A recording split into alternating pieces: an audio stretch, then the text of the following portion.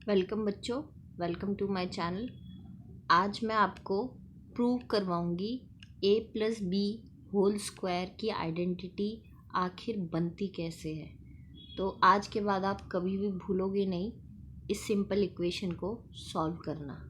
तो let me take my marker first.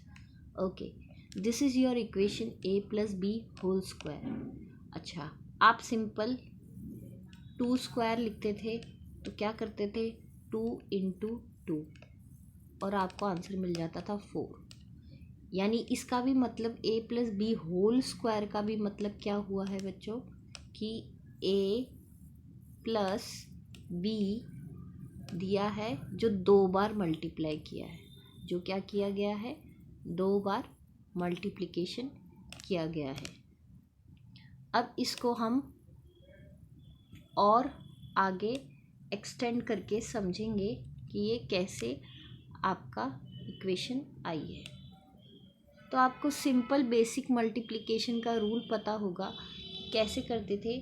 अगर a plus B लिखा है और a प्लस बी लिखा है तो पहले इस a को इस पूरे से मल्टीप्लाई करते थे और ये प्लस b को इस पूरे से मल्टीप्लाई करेंगे। तो चलिए इसको पहले एक्सपेंड कर देते हैं। इसी तरीके से देखते जाइए, a है फर्स्ट टर्म को अब a प्लस बी से मैं पूरा मल्टीप्लाई करूँगी। नेक्स्ट आपका टर्म है प्लस बी। प्लस माइनस का ध्यान रखना है, उसी में ही हमारा आंसर गलत हो जाता है।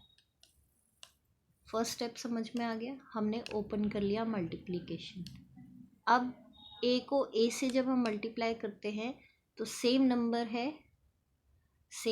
है, इसकी पावर 1 है, यहाँ पे भी, यहाँ पे पावर 1 है, तो बेस सेम है, पावर अलग है, एक्सपोनेंट अलग है, तो इनकी पावर ऐड हो जाती है।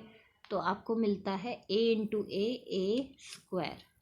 यहाँ अलग अलग है तो यहाँ पे साइन कुछ नहीं है तो प्लस है, यहाँ पर साइन कुछ नहीं है इसका मतलब प्लस है, और ये भी प्लस है तो फाइनल आंसर प्लस आएगा।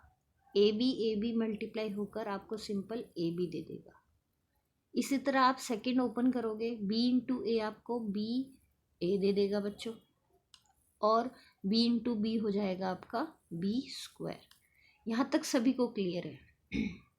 अब आपको पता है कि ईदर 3 इंटू 4 करूँ या 4 इंटू 3 करूँ, आंसर सेम आता है, हमें आंसर 12 ही मिलता है। तो इसी तरह a को b से मल्टीप्लाई करूँ या b को a से मल्टीप्लाई करूँ, दोनों आंसर ए बी ही मिलेंगे या बी ए ही मिलेंगे। तो हम सीक्वेंस के अकॉर्डिंग चलते हैं, तो a फर्स्ट b बाद में, इसलिए हम उसको इस तरह से लिखते हैं।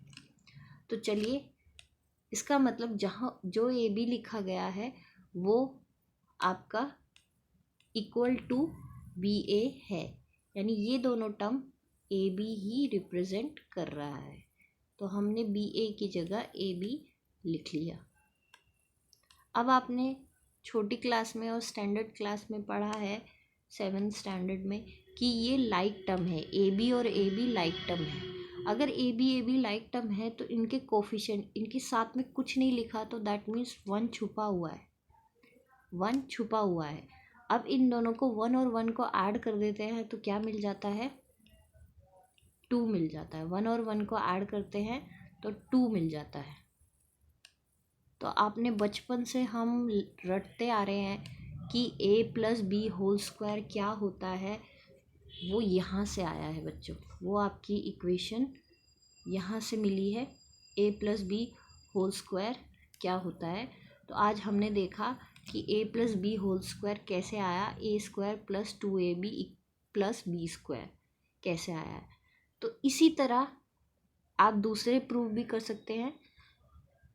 a plus B whole square की final identity a plus b का होल स्क्वायर क्या मिल गया मुझे, a square plus 2ab plus B square. अगर आप भूल भी जाते हो तो आप ये सिंप्लीफाई करके अपनी आइडेंटिटी निकाल सकते हैं। तो इस तरह से आपको ये आइडेंटिटी करनी है। तो नेक्स्ट आइडेंटिटी नेक्स्ट क्लास में करवाएंगे।